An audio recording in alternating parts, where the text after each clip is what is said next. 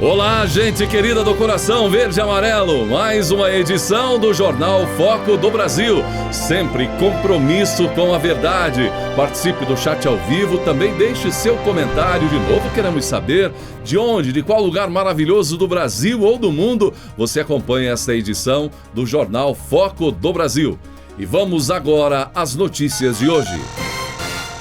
No seu encontro com apoiadores na manhã desta quarta-feira, dia 2, no Palácio da Alvorada, o presidente Jair Bolsonaro, entre outros assuntos, demonstrou boa vontade sobre buscar solução em relação a um decreto que restringe aplicativos de ônibus. A solicitação é a questão do decreto 2521, que impõe o circuito fechado no regime de fretamento.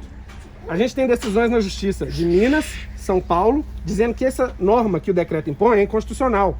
Então o que a gente está pedindo aqui é que o decreto seja extinto, porque apesar de a gente ter decisões na Justiça, de vez em quando a NTT prende os ônibus dos fretadores falando que é transporte clandestino, procurando pelo em ovo para impedir o desenvolvimento do nosso aplicativo sob pressão das empresas que controlam o setor de transporte no Brasil. São 5 empresas que estão se beneficiando dessa norma, que só beneficia esses empresários. Não beneficia quem trabalha, porque fica sem serviço, nem quem viaja, porque paga mais caro. O que eu acho que tem que ser feito? A gente tem que, de imediato, criar um grupo de trabalho para poder montar uma legislação que tire qualquer dúvida. E não é o decreto do presidente, porque o decreto pode ser derrubado. A gente tem que fazer algo muito bem estudado para que a gente possa, de repente, vir com o circuito aberto, mas também colocar na mesa todas as obrigações para que haja uma igualdade de competição. O Uber foi o mesmo processo. Vocês têm que entender que vocês estão exatamente no mesmo processo do Uber, igualzinho. Quando o Uber surgiu, teve confusão. Era motorista de Uber cobrando uma coisa, cobrando a regularização do Uber, motorista de táxi querendo manter o status quo, manter o serviço fechado. E a coisa só se resolveu quando uma lei foi aprovada. Vamos estudar, vamos levar o presidente para uma proposta, e uma proposta que contemple todas as adequações, para que haja competição e igualdade de condições. O que eu senti deles não é revogar o decreto no primeiro momento, modificar alguma coisa no decreto, talvez, mas não podemos fazer besteira. Para não começar mal, para não continuar, né, de maneira não legal, a busca da solução. Eu fui parlamentar há 28 anos, você passou na Câmara há alguns anos também, sabe da dificuldade para as coisas tramitar lá. Porque lá o lobby do outro lado vai ter, depende do parlamento. Vai começar agora recesso, etc. Continua essa questão aí de Covid, tá certo? Faz o contato com o Marcelo e marca um horário então para ir lá na infra conversar. Pode ser, Décio? Pode ser? Tá, ok. Obrigado, presidente. Okay. Parabéns. Obrigado, presidente. Valeu, hein? Parabéns, presidente. Dos prefeitos de cidades menores, gente, não há dúvida de que ele é hoje um dos mais conhecidos do Brasil. Sua simplicidade virou símbolo de eficiência para gestores, pelo menos perante a opinião de milhões de brasileiros que de repente se deparam com alguma imagem ou vídeo mostrando a boa vontade dele. Trata-se do prefeito de Colatina. Já ouviu falar? Município do Espírito Santo, o Sérgio Meneghelli. No fim de novembro, o presidente Jair Bolsonaro ligou, ele mesmo, o presidente ligou e convidou o prefeito de Colatina, Sérgio Meneghelli, para um almoço em Brasília. Pois bem, o encontro aconteceu, gente. Quem é prefeito de uma cidade sabe do desafio de conseguir uma agenda com o ministro, que dirá com o presidente da República. Para o prefeito de Colatina, porém, a ligação do presidente Bolsonaro foi uma grata surpresa, disse ele. Como prefeito, não esperava receber o convite do presidente da República, comentou Meneghelli. O assunto da conversa entre Meneghelli e Bolsonaro não foi revelado, mas ele afirmou que aproveitou a oportunidade para tratar sobre assuntos de interesse do seu município, como infraestrutura, receitas. Não iria perder a oportunidade de trazer algo para Colatina, disse ele. O gabinete do presidente tentava contato com o prefeito para fazer o convite. Na primeira tentativa, no entanto, feita por Brasília, Meneghelli não viu a ligação do presidente no seu celular. E ao retornar, soube que o presidente queria falar com ele. Então, Bolsonaro depois entrou em contato pessoalmente com Meneghelli para convidá-lo e combinar detalhes do encontro. E é o seguinte, prefeito de Colatina foi e, segundo informações da imprensa, foi à capital federal e retornou com recursos próprios. Sérgio Meneghelli deu um presente ao presidente Jair Bolsonaro, uma camiseta de Colatina, escrito "Eu amo Colatina". Vou dar de presente e espero que ele use. Vai ser uma honra ver um presidente carregar o nome da minha cidade no peito, disse o prefeito, que se tornou uma espécie de celebridade nacional no meio político nas redes sociais. Ainda antes do encontro, na imprensa regional, especulou-se inclusive que o presidente Jair Bolsonaro teria chamado o prefeito de Colatina para fazer um convite especial para que ele possa ou venha trabalhar no governo Bolsonaro em Brasília. Ao ser questionado, Sérgio Meneghelli respondeu: "Estou saindo de um período muito bom de mandato na minha amada Colatina, cidade que eu sou fã número 1 e que não quero deixar por nada. Agora meu foco é descansar um pouco e me cuidar", disse ele. "Se Bolsonaro me chamar, não vou trabalhar em Brasília." Apesar de achar que o encontro não teria essa finalidade, que seria mais informal, no momento eu não tenho interesse em assumir outro cargo público, ainda mais sendo ele longe da minha cidade. Não é minha intenção, disse ele. Mas caso esse convite aconteça, eu tenho total consciência de que usarei a diplomacia para levar em consideração um convite tão importante e analisar isso mais para frente e não por agora, explicou Sérgio Meneghelli.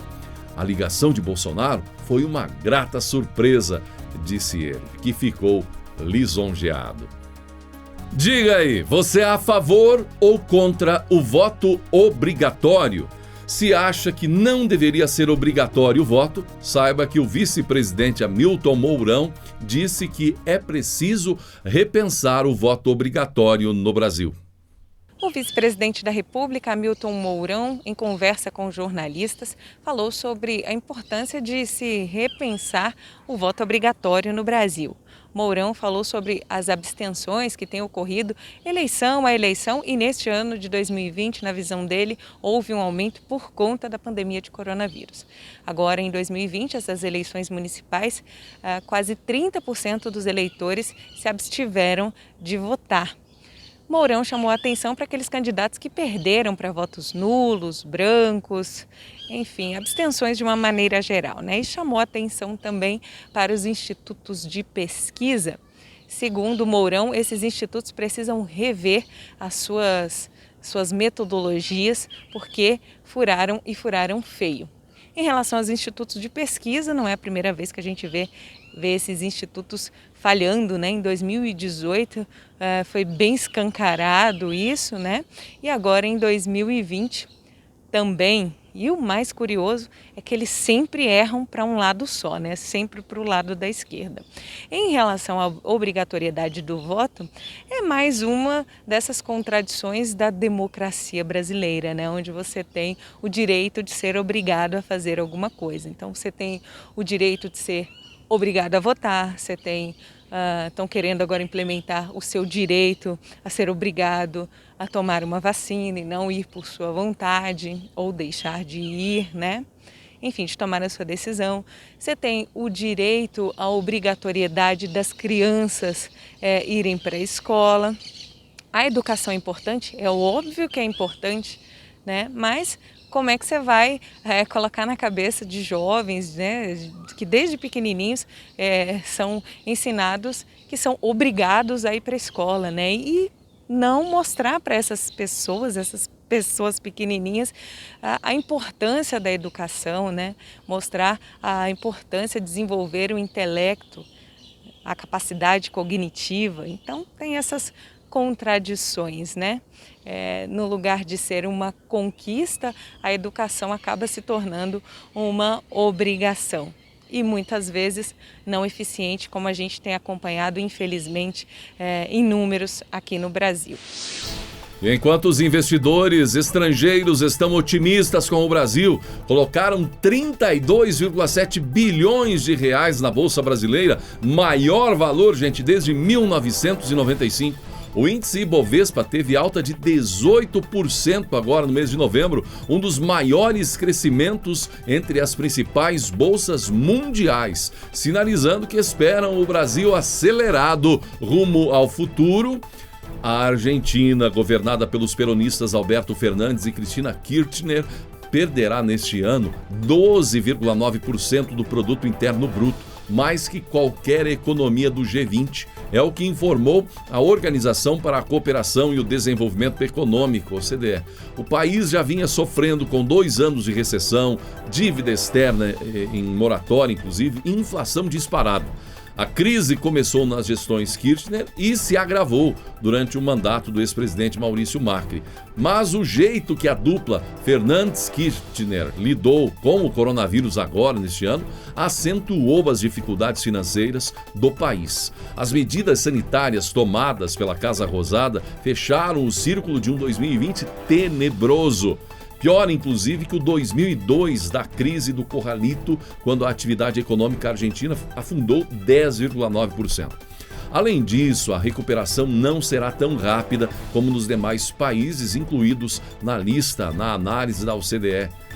E, gente, voltando aqui ao Brasil, a volta das atividades econômicas continua a trazer bons ventos, vindos também da indústria brasileira. Segundo dados divulgados pelo Instituto Brasileiro de Geografia e Estatística, a produção industrial registrou alta de 1,1% em outubro, o 6º mês consecutivo de alta. Com o resultado acumulado do setor em 6 meses é de 39%. Isso significa que a produção já tem patamares acima do período pré-pandemia, 1,4% maior que em fevereiro. E pelo jeito a questão coronavírus ainda vai dar muito o que falar. A Interpol emitiu um alerta global aos 194 países membros, alertando-os para se prepararem para as redes de crime organizado que visam as vacinas contra a Covid-19, tanto fisicamente quanto online. O aviso laranja da Interpol descreve atividades ilegais em potencial em relação à falsificação, roubo e publicidade ilegal de vacinas contra a Covid-19 e gripe, em ações oportunistas sem precedentes. O alerta também inclui exemplos de que os indivíduos anunciam, vendem e administram vacinas falsas. Como uma série de vacinas contra a Covid-19 se aproximando da aprovação, também da distribuição global, garantir a segurança da cadeia de abastecimento e identificar sites ilícitos que vendem produtos falsificados será essencial, diz o alerta. Enquanto os governos se preparam para lançar vacinas, as organizações criminosas planejam se infiltrar ou interromper as cadeias de abastecimento, disse o secretário-geral da Interpol. As redes também terão como alvo membros desavisados do público por meio de sites falsos e curas falsas, o que pode representar um risco significativo para a sua saúde, até mesmo para a sua vida, acrescentou. Para evitar, gente, ser vítima de golpes online, é importante estar atento, ser cético e estar seguro, como geralmente são as ofertas que parecem boas demais para serem verdadeiras. Portanto, desconfie, é o alerta da Interpol. E o que leva a uma associação de juristas, advogados, a pedir a anulação das eleições 2020? Um grupo de mais de 500 advogados entrou na Justiça por meio de uma ação popular pedindo o cancelamento das eleições municipais de 2020. Eles entraram na Justiça um dia após as eleições que ocorreram em 2020. Segundo esses advogados, as eleições elas não ocorreram de maneira legal. Eles fazem parte do movimento Advogados pelo Brasil, são advogados de diversas partes do país e também do exterior. E utilizaram 3 argumentos como base para esse pedido na Justiça de cancelamento das eleições. Então, o primeiro deles seria a usurpação de competência das juntas eleitorais por parte do TSE. Então, eles utilizaram inclusive o artigo 158 do Código Eleitoral, que diz que a apuração dos pleitos municipais competem às juntas eleitorais e o TSE teria tomado essa competência. Também trataram dos equipamentos, ocorreram diversos problemas com os equipamentos que foram contratados para fazer a segurança das eleições, citam inclusive a invasão hacker ao sistema do TSE. E, por fim, eles falam também do uso do dinheiro público que não teria sido feito de forma responsável e citam ali o supercomputador de mais de 26 milhões de reais que não trouxe uma eficiência na apuração e, de acordo com os advogados, é completamente desnecessário, né? Foi um gasto desnecessário e que não trouxe eficiência para o desenvolvimento do pleito. E você viu que o presidente Jair Bolsonaro esteve na companhia do presidente do Paraguai, na cidade de Foz do Iguaçu, no Paraná. E quem surpreendeu de forma especial foi a primeira-dama Michele Bolsonaro. Enquanto o presidente Jair Bolsonaro e o presidente paraguaio Mário Abdo Benítez cumpriam a agenda no canteiro de obras da segunda ponte entre Brasil e Paraguai, as primeiras damas dos dois países, Michele Bolsonaro e Silvana Abdo, marcaram presença na área central de Foz do Iguaçu. Michele e Silvana estiveram na sede da Associação de Pais e Amigos dos Surdos de Foz do Iguaçu, onde conheceram o trabalho desenvolvido pela instituição. Na sequência, seguiram então até o Hotel Recanto Cataratas, porque ali participaram do lançamento do projeto Ação Guarani, desenvolvido por Itaipu Binacional para melhorar a qualidade de vida nas comunidades indígenas.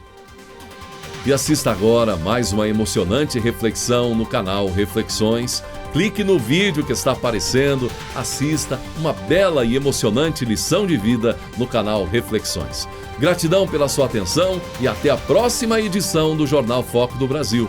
Que Deus abençoe a você e a sua família.